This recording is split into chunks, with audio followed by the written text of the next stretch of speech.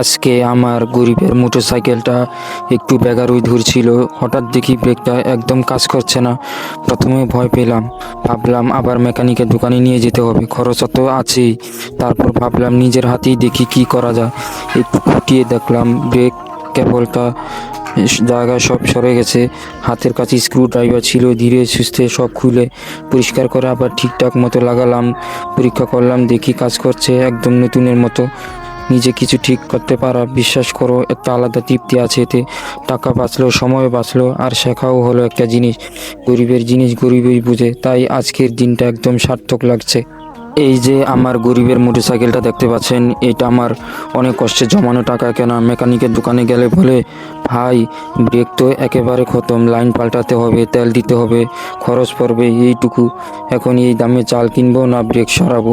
তাই সিদ্ধান্ত নিলাম, যা হয় হোক, নিজেই দেখবো, নিজে চেষ্টা করব, নিজে কাজ করব। মোটরসাইকেলটা বাড়িতে এনে ধীরে ধীরে খুলতে শুরু করলাম। ইউটিউবে একটা ভিডিও দেখে নিলাম আগের ভাগেই, যাতে ভুল কিছু না করি। প্রথমেই দেখি ব্রেক কেবলের এক মাথা স্লিপ করে গেছে, ভেতরে ধুলা, জং, তেল কিছুই নেই। হাতের কাছে স্ক্রু ড্রাইভার, রেঞ্চ আর পুরনো ব্রেক অয়েল ছিল। ধীরে ধীরে সব খুলে ব্রাশ দিয়ে পরিষ্কার করলাম। তারপরে ব্রেক কেবলটা আস্তে আস্তে লাগানোর চেষ্টা করলাম। পুরো কাজটা করতে লেগে গেল প্রায় 2 ঘন্টা। হাতে ঘাম, কাপড়ে ধুলা, কিন্তু জানো কি, শেষে যখন বাইকে স্টার্ট দিয়ে ব্রেক টিপে দেখলাম একদম ফাটফাট, মনে হলো যেন নতুন বাইক চালাচ্ছি। এই এক কাজ করে বুঝলাম, নিজের জিনিসের যত্ন যদি নিজে না নেই, কেউ এসে দিয়ে নিয়ে দেবে না। আর গরিবের জিনিস নষ্ট হলে, ঠিক করতে হলে গরিবকেই মাথা খাটাতে হয়।